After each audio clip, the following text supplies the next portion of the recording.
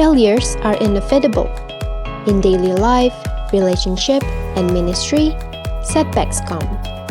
They leave scars, but they're not the end. They make us who we are.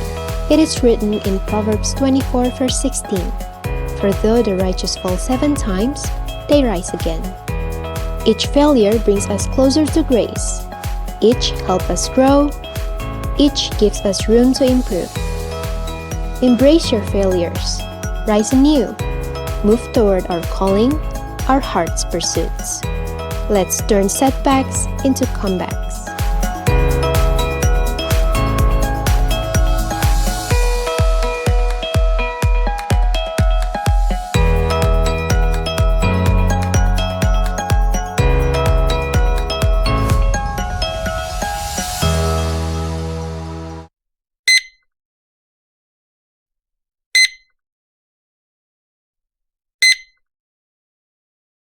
Welcome home.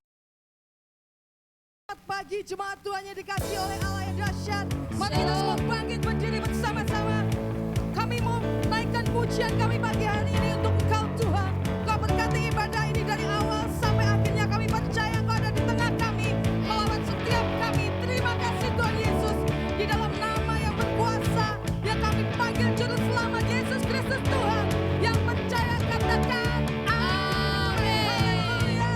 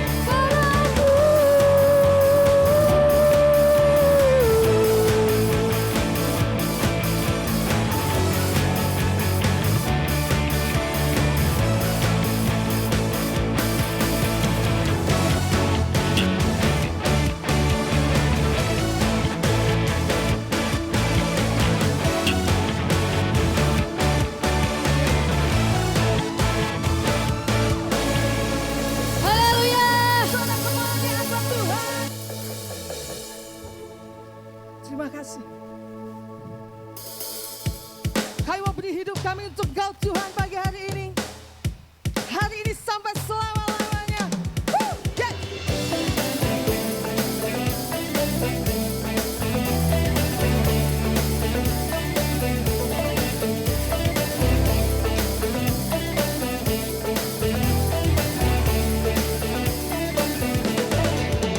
Hidupku pada Sang Pencipta yang menjadikan surga dan dunia. Ku percaya pada yang kekal yang mengubahkan segenap hatiku. Masa depan kami ada bersama denganmu Tuhan. Masa depanku ada di tanganmu. Takkan ku takut, kau besertaku. Ku bersandar pada firman-Mu yang menuntunku, terangi jalanku.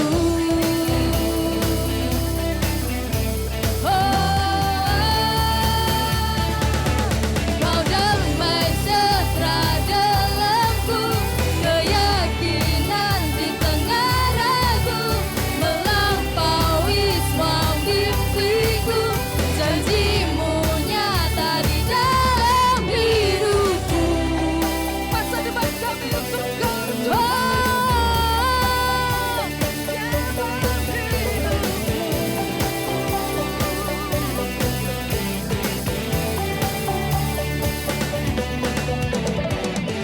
Masa depanku ada di tangan-Mu.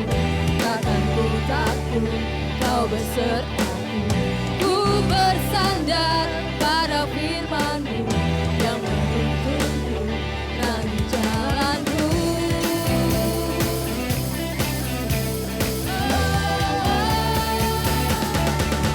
Kau damai sejahtera dalamku, keyakinan di tengah ragu, melampaui semua mimpiku.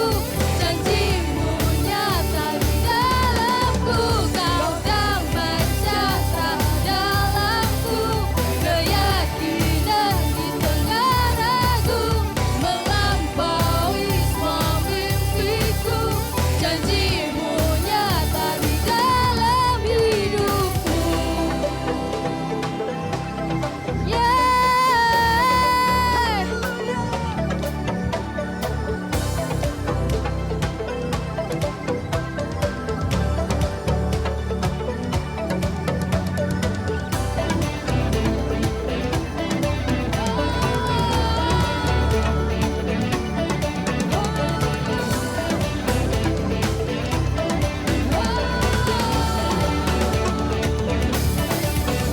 Kau damai sejahtera dalamku, keyakinan di tengah ragu, melampaui semua mimpiku.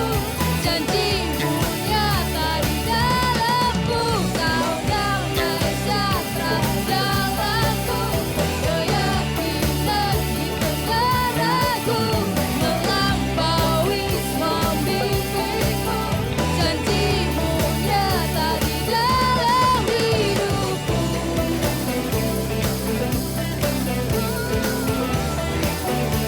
Dalam hidupku.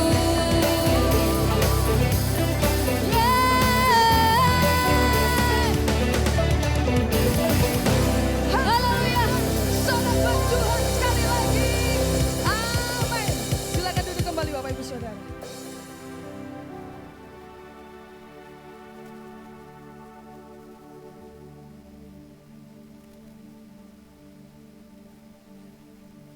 Roh-Mu yang menghidupkan setiap hati kami Tuhan. Kami percaya Tuhan Engkau ada di tengah-tengah kami. Kami ingin lebih lagi Tuhan untuk memuji dan memuliakan nama-Mu Tuhan Yesus.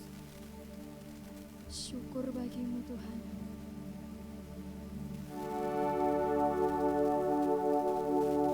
Roh yang hidup penuhiku, mengalir dalamku. Jiwaku tak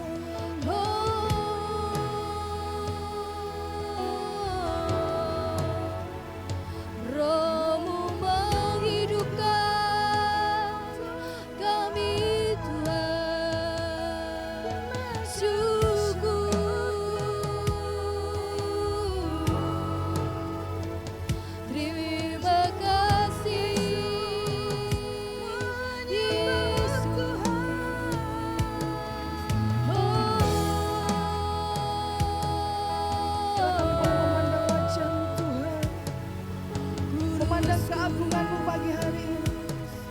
Ku Memandang keajaiban yang boleh terjadi pada setiap kami Tuhan.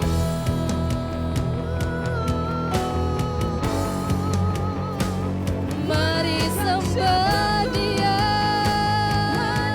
sembah Dia,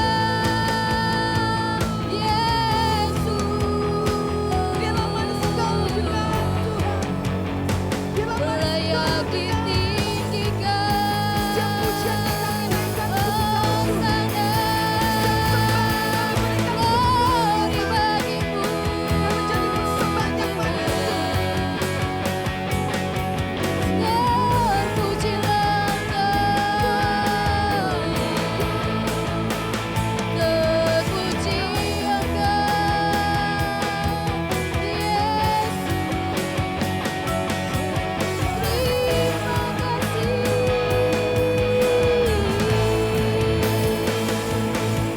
Glory bagimu Tuhan, glory bagimu setiap kami. Yesus. Terima kasih Tuhan.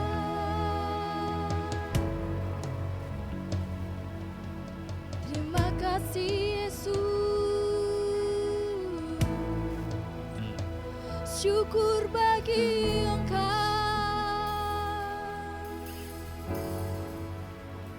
layak ditinggikan.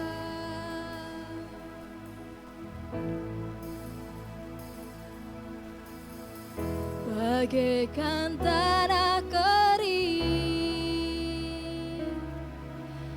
yang merindukan air, demikianlah jiwaku haus akan Engkau.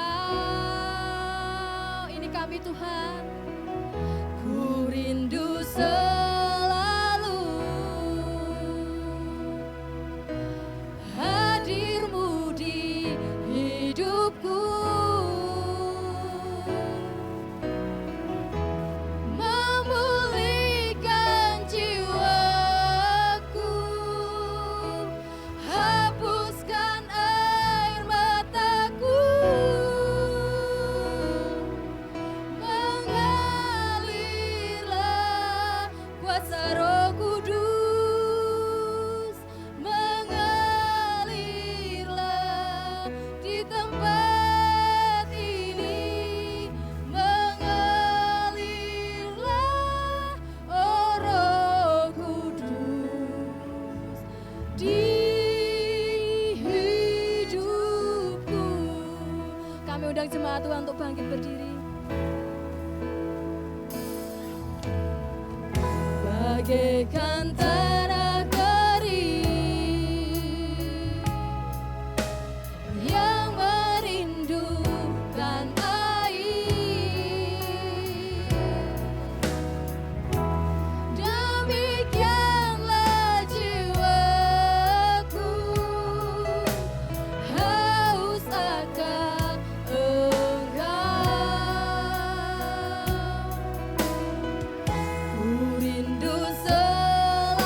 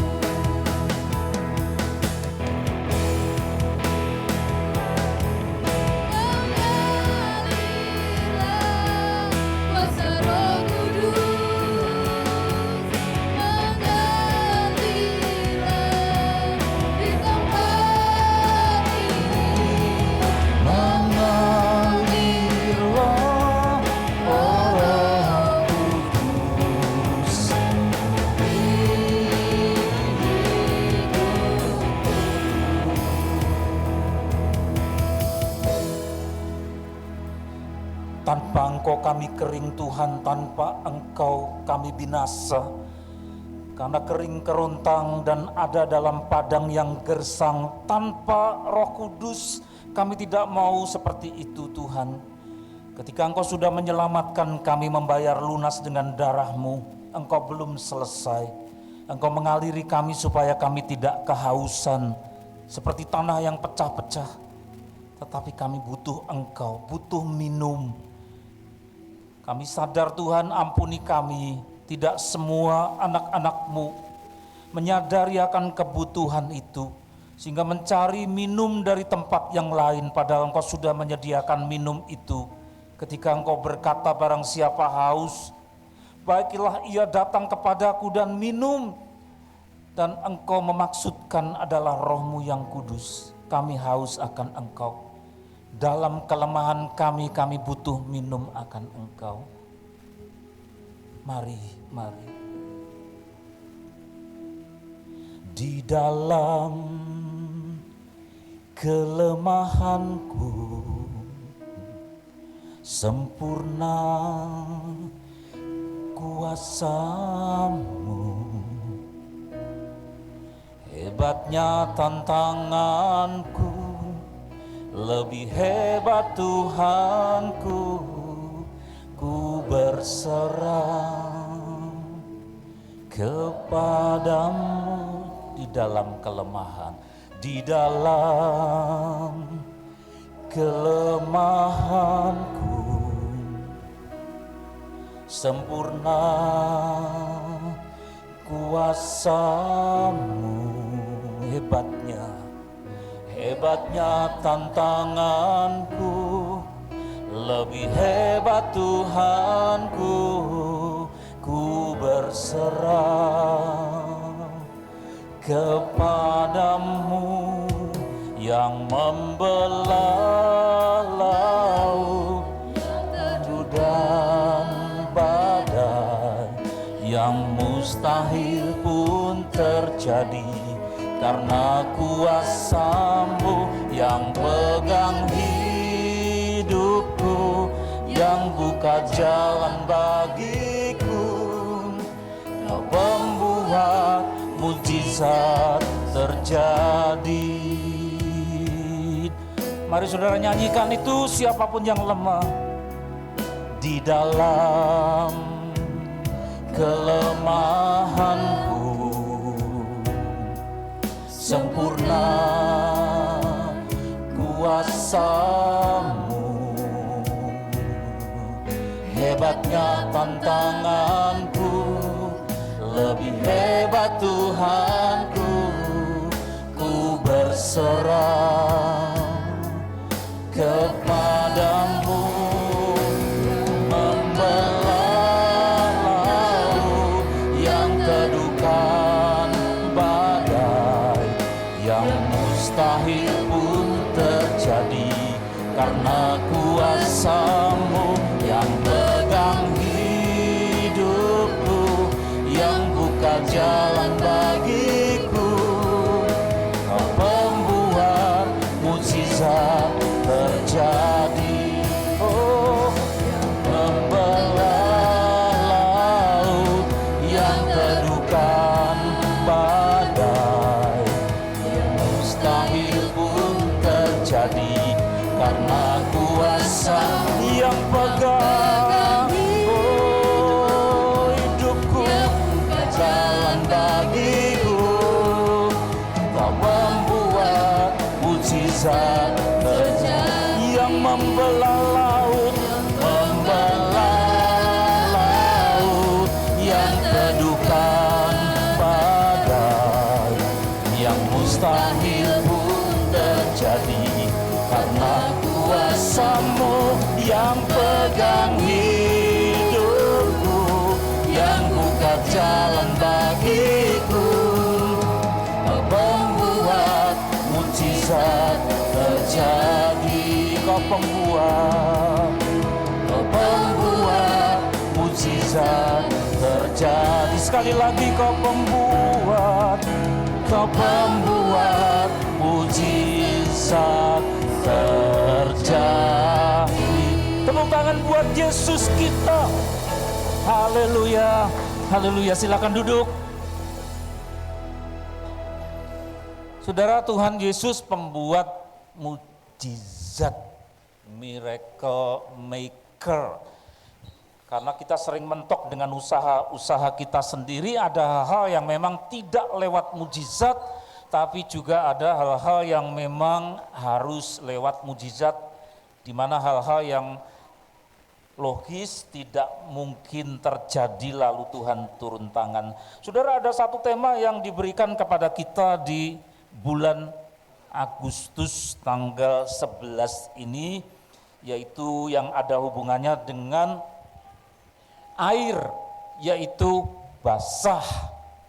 Mazmur pasal 1 ayat pertama sampai dengan ayat yang ke-6. Mazmur pasal 1 itu mid-range-nya tinggi sekali. Mazmur pasal 1 ayat 1 sampai dengan yang ke-6. Ayat 1 saya membaca, ayat kedua saudara yang membaca, ayat 3 saya membaca, ayat 4 saudara yang membaca, ya ayat 5 saya membaca, kemudian ayat yang ke-6 kita bersama-sama. Ya ayat 1 saya dulu, lalu ayat kedua saudara yang membaca. Berbahagialah orang yang tidak berjalan menurut nasihat orang fasik, yang tidak berdiri di jalan orang berdosa, dan yang tidak duduk dalam kumpulan pencemooh. Ayo.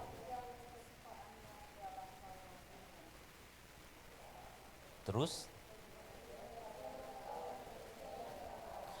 Ia seperti pohon yang ditanam di tepi aliran air, yang menghasilkan buahnya pada musimnya, dan yang tidak layu daunnya, apa saja yang diperbuatnya berhasil. Ayat 4.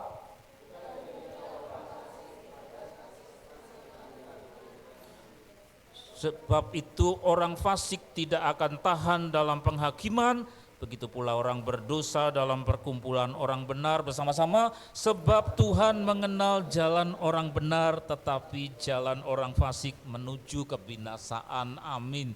Itu Mazmur pasal 1, tulisan dari Daud, saudara, mengenai pergaulan, ya, sosialisasi.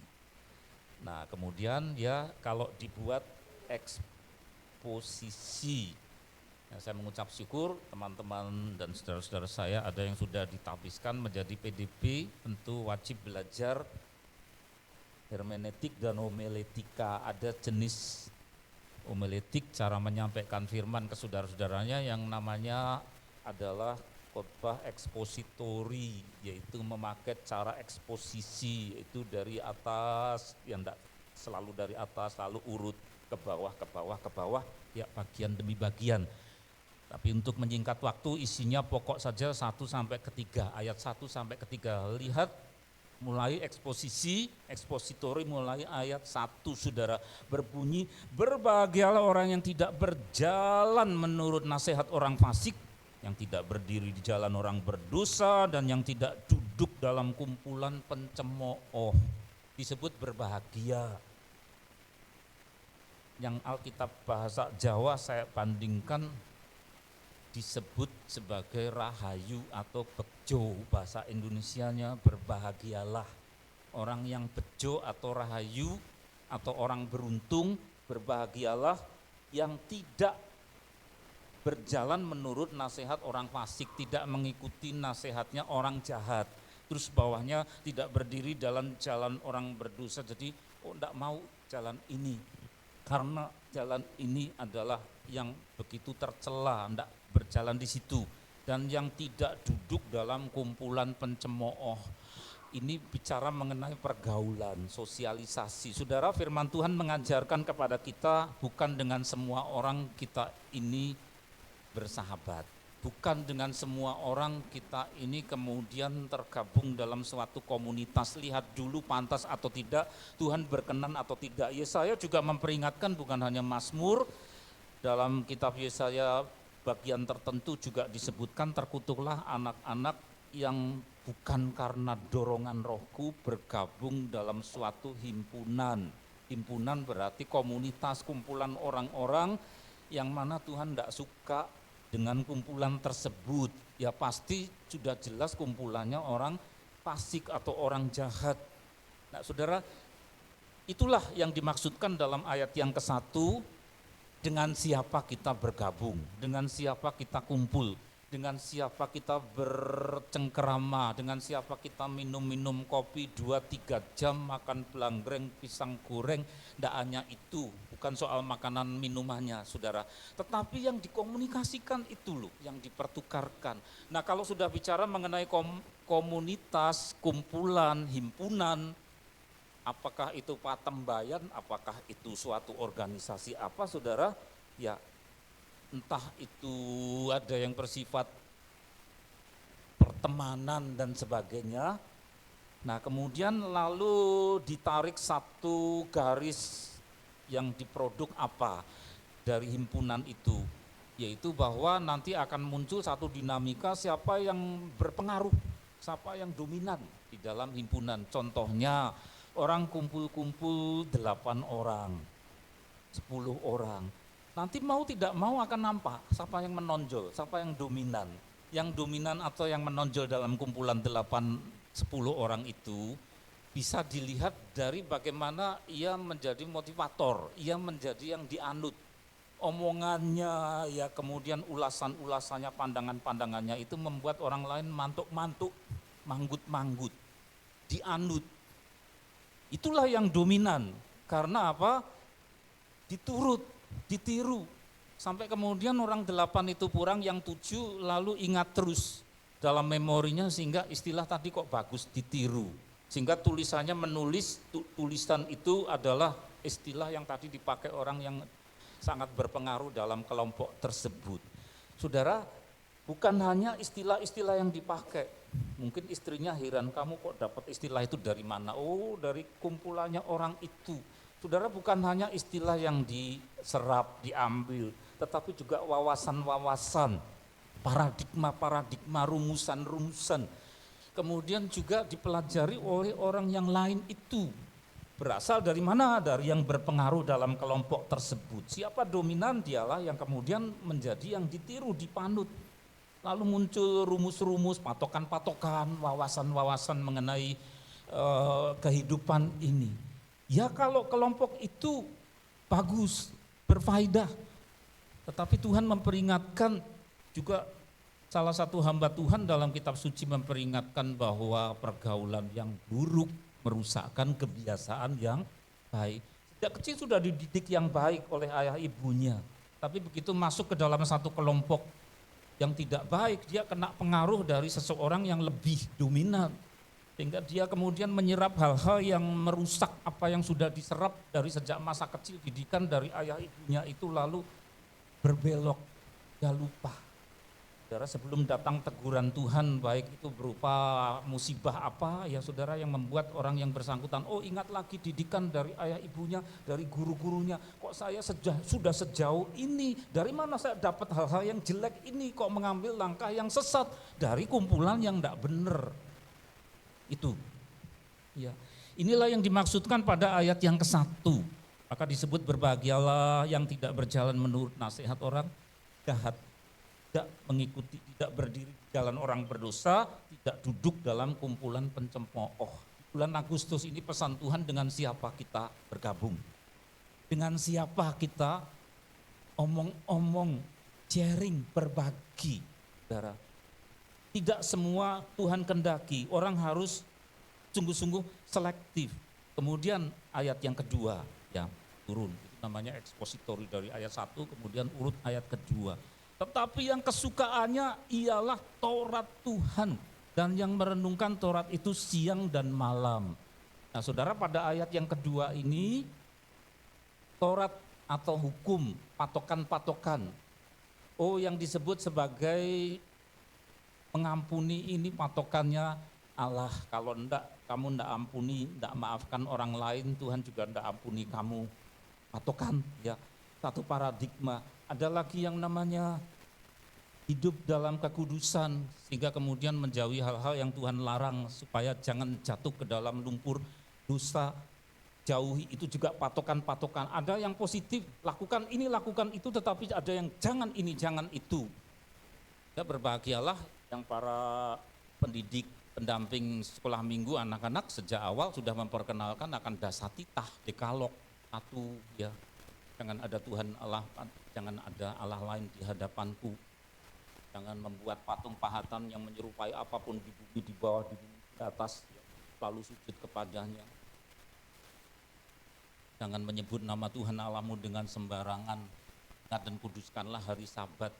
Yang kelima apa? Hormatilah orang tuamu supaya panjang umurmu di tanah yang Tuhan berikan kepadamu. Yang keenam apa? Jangan membunuh, jangan berzina, jangan mencuri, jangan mengucapkan saksi tentang sesama manusia. Hukum ke-10 apa?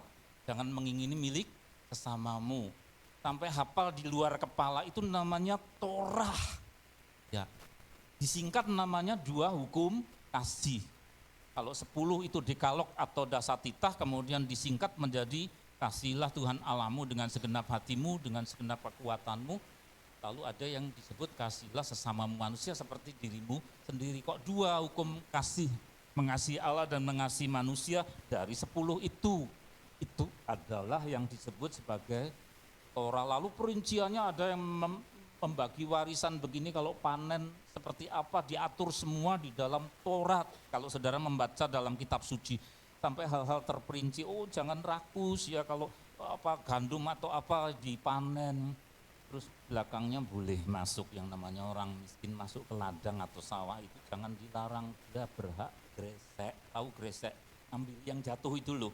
Terus bahkan kemudian dengan sengaja ada yang dijatuh-jatuhkan biar diambili yang gresek. Karena apa? Hukum kasih. Bagi warisan ada hukumnya, panen ada hukumnya, ganti rugi ada hukumnya, untuk pencuri juga ada Torahnya.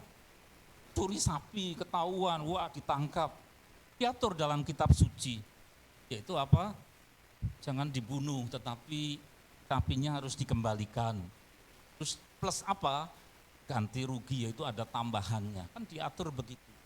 Aturan untuk homoseksual apa? Suruh ganti rugi? Ada enggak? Ganti uang atau sapi? Enggak ada, dihukum mati orang homoseksual. Berarti lebih parah daripada pencuri sapi. Itu ada di dalam kitab suci. Ya, kita harus mengerti akan Torah itu. Meskipun kemudian di dalam Injil diberitakan bahwa tidak seorang pun yang sanggup mematuhi Taurat, tapi paling tidak berusaha dan kemudian sesudah sadar tidak sempurna, itulah Taurat untuk sampai kepada pengakuan dosa dan sampai pada Injil. Itu semua disebut Torah atau hukum Tuhan. Ya. Kesukaannya ialah Torah Tuhan sudah bukan lagi sebagai kewajiban tetapi suka. Ya. Di teks Ibrani di situ ada kiim betorat Adonai hepso. Hepso diterjemahkan I like. Ya. Sebatas itu saudara, tetapi itu sudah lumayan like, suka. Semula apa? Kewajiban. Kalau saudara diberkati kemudian dikembalikan haknya Tuhan 1/10 saya kembalikan. Permulaannya masih kecil, oh ini karena kewajiban kok disuruh mama, suruh papa, lalu tambah besar, tambah dewasa, haknya Tuhan 1/10 dikembalikan. Nah itu permulaannya ada rasa kewajiban, saya kembalikan itu karena wajib. Tapi lama-lama sudah bukan lagi karena kewajiban tetapi sudah mulai suka. Kalau suka tidak ada rasa beban ini kewajiban kok, bukan. Tapi karena memang suka. Saudara apakah mentok kesuka? Yaitu hepso, Adonai hepso. Tidak kemudian apa Yohanes pasal 1 ayat 14. Bahwa Torah, hukum Allah itu yaitu sang firman, Alkitab katakan apa? Sang firman itu sudah menjadi manusia. Jadi dia inkarnasi pakai tubuh darah daging, pakai tubuh pria Yahudi, pakai nama. Firman itu sudah menjadi manusia, diam di antara kita. Jadi Tuhan Yesus itu apa? Sang firman Allah yang menjadi manusia, itu Tuhan Yesus. Ya. Jadi Taurat itu lalu begitu manusiawi, jadi manusia diam di antara kita dan kita telah melihat kemuliaannya, yaitu kemuliaan yang diberikan kepadanya sebagai anak tunggal Bapa. Sang firman jadi Tuhan Yesus yang bergelar sang putra Bapa.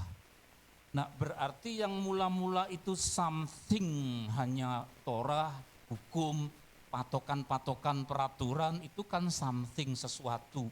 Tapi menjelma menjadi someone, something jadi someone, sesuatu jadi seseorang.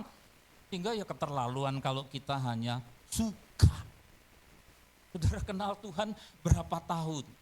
Sejak dulu, maka daripada itu saudara, ya memang lumayan ada yang jadi penggemar Yesus, mengagumi Yesus, suka Yesus. Tetapi apakah orang bisa diselamatkan kalau menjadi penggemar Yesus? Ya saudara, dan suka kepada Yesus. Karena orang percaya berarti ikut dia. Bagaimana alasan kenapa kita ikut dia, mempercayakan diri kepadanya, bukan percaya belief ya saudara, tetapi mempercayakan diri itu ikut dia. Karena dari like menjadi love. Dari suka lalu jadi cinta. Itulah sebabnya di dalam kitab suci itu untuk menulis kata sayang, cinta, itu istilahnya banyak sekali dari sejak zaman perjanjian lama sampai perjanjian baru. Ada Ahab, ada Yudit, ya. Di perjanjian baru juga ada yang namanya sebagai filia, ada agape dan seterusnya, saudara, banyak sekali. Meningkat sudah bukan lagi suka kepada Taurat, karena Taurat itu sang firman telah menjadi manusia, dan kemudian kita dihimpun, dihantar sampai kepada cinta kepada firman yang sudah menjadi manusia itu. Ya, kalau kita ikut Tuhan Yesus itu bukan lagi sekedar kewajiban, bukan lagi sekedar karena suka, bukan lagi sekedar sebagai penggemar. Ya, kalau penggemar nanti tidak lebih daripada beliau artis gitu. Ya toh, artis-artis penyanyi itu ada banyak penggemarnya, pemujanya. Tapi kita bagaimana bisa diselamatkan kalau cuma suka dan mengagumi saja? Tuhan menghendaki lebih. Bahkan ketika cinta kepada dia, maka ada gambaran engkau itu menjadi mempelai perempuan. Lalu Tuhan menggambarkan dirinya sebagai groom, yaitu mempelai laki-laki. Dan jemaatnya yang dari suka menjadi cinta, lalu jadi tunangan. Tunangan. Sebab saudara, maaf kalau saya hanya suka, lah saya juga suka bakso. Bakso itu paling senang sejak saya kecil sampai tua ya. Sampai istri saya heran, bakso meneh mas. Bosen-bosen katanya istri saya. Saudara, kalau cuma suka, keterlaluan kalau sudah puluhan tahun. Kita berhubungan dengan Tuhan Yesus sampai satu relasi yang disebut sebagai kasih, cinta. Karena sang firman just something menjadi someone. Sesuatu yaitu hukum lalu jadi seseorang. Something menjadi someone. Nah, saudara, ketika kita kemudian cinta kepada dia, maka kemudian kita dilayakkan dan kita dipersiapkan menjelang dia datang yang kedua kali nanti. Pada jam, tanggal, tahun yang tidak kita ketahui. Ini orang-orang sudah mulai ya banyak yang tegang, memang bisa dimengerti. Masuk perang dunia ketiga mau meletus, terus jadinya gimana? Ukraina tidak bisa ditaklukkan mudah oleh Rusia, lalu muncul yang membantu negara Cina, karena sama-sama negara komunis yang tidak mengakui Tuhan. Cina dengan Rusia, saudara. Lah kemudian Israel dikeroyok 3, ada Hizbullah, ada ya Houthi, ada mengeroyok, ada Iran. Nanti perang dunia ketiga terus bagaimana? Karena memang dalam Injil Matius pasal 24 dan Lukas pasal 21 memang sudah diperingatkan Tuhan akan datang dalam jam, tanggal yang tidak kita ketahui, tetapi orang harus berjaga-jaga. Meskipun tidak diketahui persisnya kapan, tapi orang diberi tanda-tanda garis besar. Selain gempa bumi, tanda-tanda yang dahsyat dari alam semesta yang penuh dengan bencana, tetapi juga bangsa akan bangkit melawan bangsa. Nah, saudara sekalian, lalu Tuhan akan menjemput orang-orang yang dia kasih, angkat ke udara. Tanpa beliau turun, itu kedatangannya yang kedua kali. Kalau kedatangan yang pertama kan diperingati dalam Natal, menjadi bayi berwujud sebagai darah daging. Tetapi kedatangan yang kedua di awan-awan menurut Matius 24, orang-orang yang dia kasih dan mengasihi dia dijemput ke awan-awan, bawa ke dalam satu pesta pernikahan anak domba. Itu namanya satu pernikahan anak domba itu berarti orang-orang yang dikasihi akan bersatu dengan dia dalam satu pesta yang dirayakan, ada celebration di sana. Tapi kemudian bumi yang ditinggal oleh orang-orang yang diangkat itu rapture, perintah oleh orang jahat, tangan kanan iblis. Dan kemudian sesudah genap waktunya Tuhan akan datang yang ketiga kali mendarat di apa? Zaitun sampai bibirnya terbelah. Saudara, yang dicari siapa? Orang-orang yang love him, mengasihi dia. Kasih itu butuh waktu, kasih itu butuh dipupuk, kasih itu butuh ketelatenan. Ada pencobaan demi pencobaan. Ya, cinta sama yang baju merah itu juga melalui pencobaan. Baju merahnya oke ya. Yang ini maksud saya, ya kemarin yang kebaya saya sebut, yang kebaya lain. Pakai waktu, ya bukan kemudian tanpa diuji, tanpa digembleng, enggak ada pencobaan, enggak mutu itu. Kasih itu ketemu. Adakah ketulusan? Nah, mengasihi Tuhan juga seperti itu karena suami istri adalah gambaran dari Tuhan Yesus dengan jemaat. Dari like menjadi love him.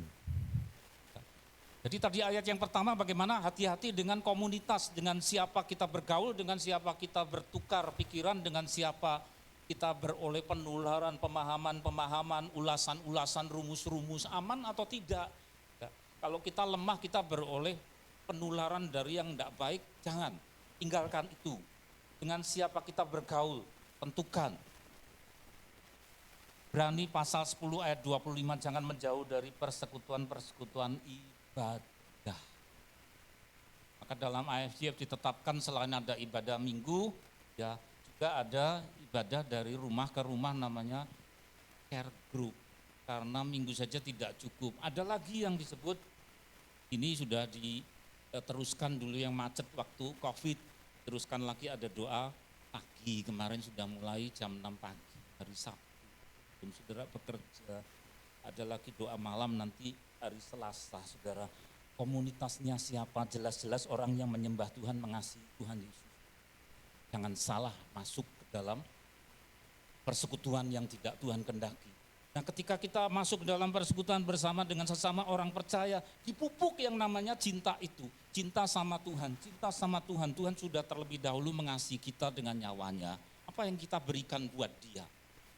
Apakah kita khianati begitu saja? Wah, celaka ya. Kalau mengkhianati berarti kita tidak cinta sama dia. Like menjadi love. Ya, anak tunggal Bapa kita kasih karena dia penuh kasih karunia dan kebenaran. Jadi kita tidak salah pilih kalau mengasihi dia. Dia bukan mengasihi kita itu dengan kasih ecek-ecek, bukan dengan kasih ala kadarnya. Bukan dengan kasih kalau ketemu kebetulan. Tidak ada, saudara, bukan kasih sesempatnya, wah enggak mutu kalau kasih sesempatnya, bukan kasih kalau ada waktu, bukan kasih kalau kebetulan, bukan, tetapi memang dirancang ribuan tahun ketika manusia jatuh ke dalam dosa, dia sudah rancang bagaimana mengasihi kita yang sudah jatuh ke dalam dosa ini. Itulah penuh kasih karunia, sudah dibuktikan dengan nyawanya, maka kemudian balasannya kita mengasihi dia, love him. Show. Ayat yang terakhir, ayat 3 saudara, yaitu apa disebutkan, ia seperti pohon yang ditanam di tepi aliran air, pohonnya bukan pohon garing, bukan.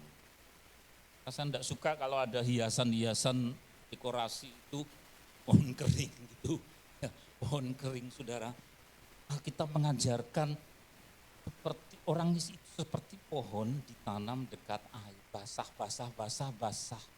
Tadi nyanyi apa? Ya, mengenai yang basah, saudara. Orang yang berada bersama dengan persekutuan dengan Tuhan itu seperti pohon yang beroleh air, tidak kekeringan. Sehingga ketika mengalami bermacam-macam pencobaan, tidak sampai yang namanya cari tali gantungan, saya mau mati aja lalu mau menggantung diri. Tidak, itu pasti orang yang kering, tidak ada pengharapan. Punya teman yang sudah dipanggil Tuhan itu dia cerita, pernah saya sudah keluar dari satu tempat, dari belakang, terus saya berhenti. Tolong nanti sore ke tempat persekutuan kami itu mbok-mbok kabeh. Campurono nganggo bosok Jawa katanya. Oh iya. Terus diperkenalkan salah satu ini loh. Udah naik ke sumur, ada rolnya itu toh. Pakai selendang mau gantung. Terus kemudian rekan saya itu membatalkan supaya dia jangan gantung. Si kok itu, apa toh harus ngendat? Jerat hutang, saudara. Sekarang ini banyak loh orang yang kejerat pinjol ini itu. Ya kemudian gantung. Saudara. Turun, udah mah. Aku ndek utang. Ya. Kemudian utangnya berapa ditanyakan 10.000 lah. Waktu itu masih tahun 80-an saudara. 10.000 itu sudah banyak. Terus tak ijoli, mau turun. Terus diajak, diperkenalkan mengenai satu pribadi yang mengasihi si mbok ini. Terus sampai kepada langkah baptisan. Nah sore hari kami diundang untuk menjelaskan tentang kasih Tuhan kepada kelompok tersebut. Tapi ibu ketuanya ini sudah dipanggil Tuhan. Saudara. Lihat dunia begitu penuh dengan kegersangan. Orang yang sampai putus harapan. Kapan itu saya baca di Mall Solo ada orang meloncat. Meloncat enggak lihat bawahnya ternyata begitu terjun lo pas di atas matras apa itu spring bed itu. Ya mentul ya saudara. Mau mencari mati malah. Malah jadi keributan orang ini dimarahi. Gue ngopo toh mas ya. Waduh. Mau terjun malah pas di kasur saudara. Itu saya baca, saya perlihatkan ke istri. Ngopo toh mas Kimbo ya. Gak ngerti saudara. Hatinya kering, banyak orang yang kering gak ngerti. Tuhan katakan apa? Barang siapa haus, di Yohanes pasal 7. Barang siapa haus, mari datang kepadaku, minum daripadaku. Dan dia bicara mengenai roh. Kalau orang menerima Tuhan Yesus itu dalam masalah kemudian ya susah saudara. Tapi kemudian ada air sejuk yang mengalir sehingga tidak ada yang namanya mau bunuh diri. Karena itu di luar pemenang kita, nyawa kita. Betul? Ya, jangan ada warga FGF bunuh sini ya saudara. Punya Tuhan, punya air. Pohon yang basah, dibasahi, bahkan sampai apa dikatakan pohon yang ditanam di tepi aliran air menghasilkan buahnya pada musimnya dan yang tidak layu daunnya. Jadi ketika ada musim kering, saya mencoba yang lalu waktu jalan diperbaiki, mau ke Solo, enggak bisa lurus, coba lewat Tanah Boyolali, tapi kemudian ada lewat dan coba lewat Sragen, jauh banget, wah ngeri, sungai itu tinggal batu-batu, dan orang desa. Dan yang dikasih oleh Tuhan, pada musim kering Tuhan tetap pelihara, kering hatinya, kering rohnya, kering secara sosial keluarga sudah tidak ada yang mengasihi, ditinggal sapa-sapa kering. Sampai kering dompetnya, ya semua multi kering. Ya roh, ya jiwa, ya sosial, sampai kepada harta. Saudara tetap menghasilkan buah pada saatnya. Apa yang diperbuatnya berhasil. Itu ada foto seorang pria yang pakai kacamata hitam, bajunya putih, ya agak kurus, tingginya kira-kira 173 cm. Pria berbaju hitam ini saya kagumi, bukan karena dia hebat, enggak ada orang hebat, tapi Tuhan yang baik sama dia ditaruh di tepi. Karena pada masa Perang Dunia Kedua, bapak ibu yang punya anak 13, dari satu ayah satu ibu anaknya 13 tukar untuk membesarkan 13 anak. Nah, dia yang ada di tengah-tengah sebagai sulung pria. Terus ayahnya direktur stasiun, tak tahu stasiun Porosari atau mana, lalu berkata, saya cuma sanggup biayai kamu sampai sekolah milu-milu itu tingkat SMP. SD-nya HIS dan milu, selanjutnya aku enggak sanggup, enggak apa-apa Pak. Terus dia cari pekerjaan untuk bisa sekolah lagi. Jadi tukang ketik di tempat kepolisian, enggak tahan. Baru beberapa bulan sudah keluar, enggak tahan aku. Lihat orang digebuki maling ayam pada lapar. Jadi tukang ketik enggak tahan, terus pindah. Akhirnya diterima di satu rumah sakit. dia bekerja di situ. Saudara dengar Injil, dia terima Injil, dibaptis. Injil dibawa sampai ke saudara-saudaranya sehingga 1, 2, 3, 4, 5, 13 orang baptis semua karena orang berkacamata itu. Dia sendiri susah cari uang, tapi kemudian ketika Injil dia bawa kepada saudara-saudaranya, Alkitab katakan apa yang diperbuatnya berhasil. Tuhan juga kemudian berkati dia dalam finansial, keuangan.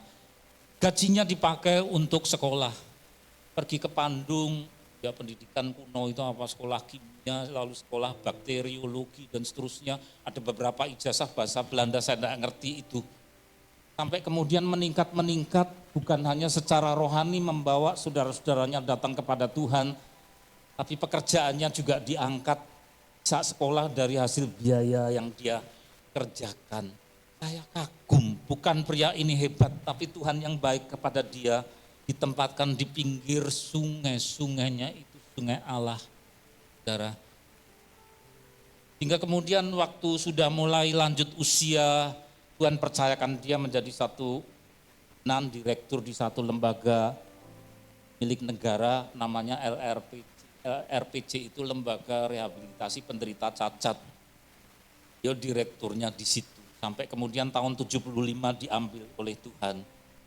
Dan anak kecil yang ditutupi mukanya, tidak lain adalah orang yang berdiri di depan saudara ini. Ya, saya kagum. Bukan karena ayahku hebat, enggak. Dia orang biasa, dia lemah. Mengalami sebagai pohon yang harus berjuang. Tapi Tuhan yang hebat kepada dia. Ya, bagaimana bisa satu orang nginjili 12 orang sampai satu keluarga, ya kemudian memang ada yang membelok saudaranya, itu urusannya dia saudara. Dan kemudian siapa yang mencari kerajaan Allah dan kebenarannya, hal-hal yang lain juga ditambahkan kepadanya. Itu persis seperti yang Alkitab katakan, ia menghasilkan buah pada musimnya, daunnya tidak layu, apa saja yang diperbuatnya berhasil, rupanya itu kemudian diwariskan.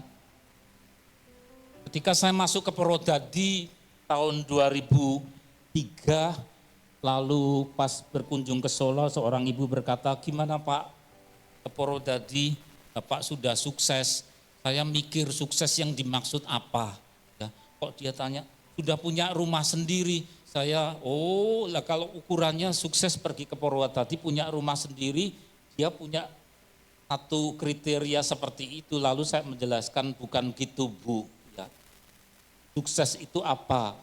Dalam kitab suci saudara, ayat yang ketiga disebutkan berhasil, apa yang diperbuatnya berhasil dari teks Ibrani, Yaseliyah, artinya sukses. Sukses itu saya jelaskan adalah ketika firman Tuhan saya lakukan. Bukan seperti itu Bu ya. Kemudian saya jelaskan, kemudian selisih 3 bulan sesudah itu ibu bertanya, saya merenung sama istri di sini, di Purwodadi. Lalu Tuhan jawab, apa itu sukses, berhasil. Seperti kata firman Tuhan itu, daunnya tidak layu yang diperbuatnya berhasil. Seorang dari sini memperkenalkan saya kepada seorang ibu, bukan dari jemaat sini, tapi yang memperkenalkan jemaat sini. Terus setiap kali ada persekutuan dia ikut lagi, bukan jemaat dari sini. Ternyata dia itu enggak ngerti Injil. Yesus itu bagaimana ya, sering dengar, yang ngerti nyanyian. Ikut dalam gereja Tuhan, ikut kebaktian tapi enggak ngerti Injil. Hingga kami jelaskan perlahan-lahan sampai ngerti apa itu penebusan, apa itu pelunasan dosa, hukuman, apa itu baptisan. Hingga kami menawarkan, mau Bu baptis selama mau. Saya bawa teman bersama beberapa teman ke Ayodhya. Bahkan ada satu lagi yang masih kecil sehingga kami harus cari ancik-ancik karena tenggelam. Ancik di kolam baptisan. 2 orang saudara dengar Injil. Ya, mau sampai kepada langkah baptisan. Kemudian sesudah pulang saya merenung, Tuhan membukakan, baru saya jelas apa itu sukses. Ya. Ada buahnya, tidak layu daunnya, apa saja yang diperbuatnya berhasil. Diperbuatnya berhasil itu bukan berarti saya sampai ke Purwodadi punya rumah sendiri. Saya pernah ditanya, apa yang Bapak ingini, gereja punya tanah sendiri, punya bangunan sendiri. Nah, terus yang lain yang ada bangunannya, ada 2 orang yang saya doakan biar punya rumah. Nah, di sini ada yang 2 orang saya doakan. Lah untuk Bapak sendiri saya ditanya, enggak, saya sudah sepakat sama tidak kepingin rumah sendiri. Porodadi. Nah, yang Bapak inginkan apa? Jiwa-jiwa. Jiwa-jiwa. Hingga senangnya bukan main saya sama istri ketika seseorang, 2 orang lalu sampai kepada Tuhan Yesus dibaptis. Ikut Tuhan. Nah, Ibu yang saya katakan tadi terus sudah diambil oleh Tuhan ya. Terus yang satu yang kecil tenggelam tadi sudah pindah ke Surabaya. Tapi dia terima Tuhan Yesus, beri suami seorang yang dulu juga melayani main gitar di sini saudara. Di Tuhan, saya menyebut Tuhan terima kasih, saya sukses. Saudara, saya ingin saudara juga sukses seperti kata firman Tuhan. Sukses ukurannya bukan seperti yang orang bilang. Yang poro dadi omamu piro, bukan. Tuhan tidak tanyakan itu. Berapa jiwa yang kamu bawa pada Yesus untuk diselamatkan. Maka kemudian disebutkan yang diperbuatnya berhasil. Itulah sebabnya gambar pria yang berkacamata itu ada di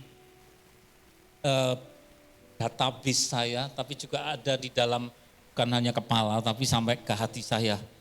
Karena apa yang diwariskan sampai kepada anaknya, dan saya ingin saudara-saudara juga dapat itu. Amin, saudara. Mari tutup mata. Terima kasih Bapak, terima kasih.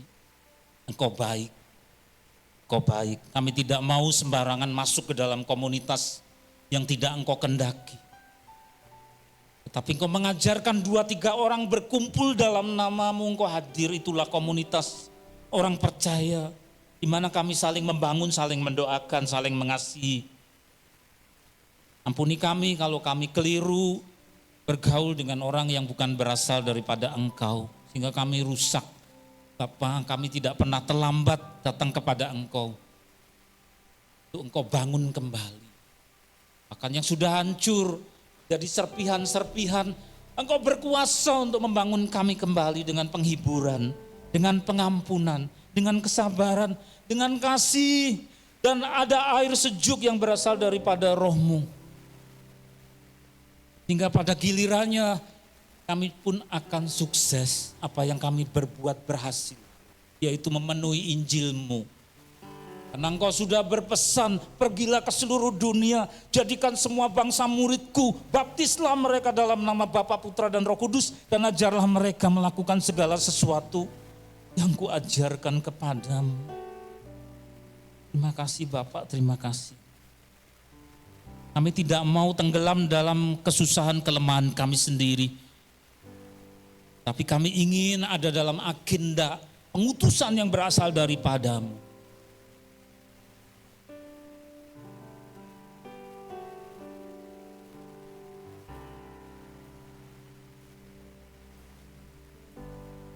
Bapak, jemaat-Mu hendak mempersembahkan persembahan sebagai tanda syukur kepada Engkau sesudah kami mendengar firman yang berasal daripada-Mu.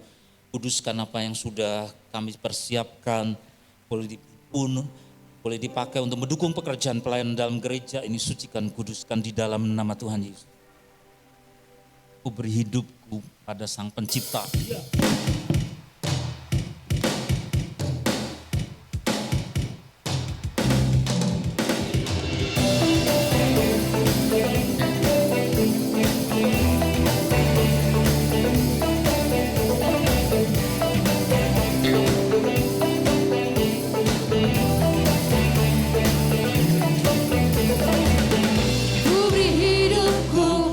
Sang Pencipta yang menjadikan surga dan dunia.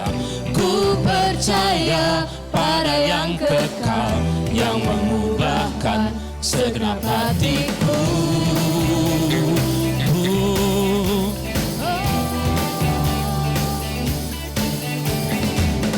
Masa depanku ada di tangan-Mu, takkan ku takut, Kau besertaku. Bersandar pada firman-Mu yang menuntunku, terangi jalanku.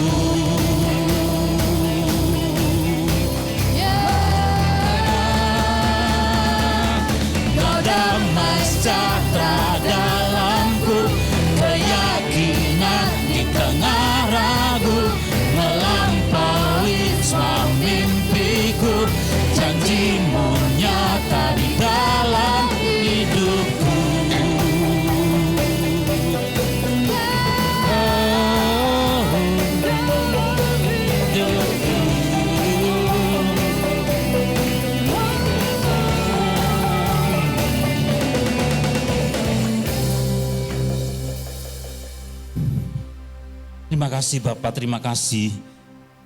Engkau melihat akan kebutuhan dari saudara-saudara kami ini. Dalam mereka sesuai dengan kebutuhan dan perintah pengutusan yang berasal daripadamu. Kami mengangkat kedua belah tangan kami dengan percaya kepada Engkau. Ya Tuhan, segenap jemaat-Mu ini yang berada di sebelah kiri hamba-Mu, kelompok ini, apapun pergumulan mereka, Engkau lebih tahu daripada segala yang mereka pergumulkan. Engkau lebih kuat daripada besarnya pergumulan yang mereka sedang pergumulkan. Kalau ada sukacita, biarlah mereka mengucap syukur.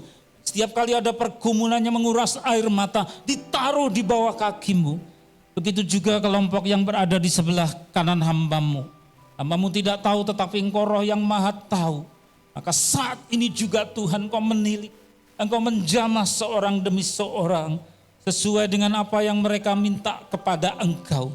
Dan sesuai penyerahan diri yang mereka berikan kepada Engkau. Engkau menjamah dan Engkau menjawab sesuai dengan kehendak-Mu. Dicurahkanlah berkat, kemurahan, rahmat di dalam takaran yang diguncangkan, dipadatkan, dilimpahkan ke dalam ribaan-Mu. Oleh karena nama yang berkuasa, nama Bapa, Sang Putra, dan Sang Roh Kudus yang menyertai kami pada siang hari ini. Sampai Tuhan datangnya kedua kali, bahkan sampai selama-lamanya. Di dalam nama Tuhan Yesus kami semua yang percaya berseru, amin. Tuhan berkati. Ya,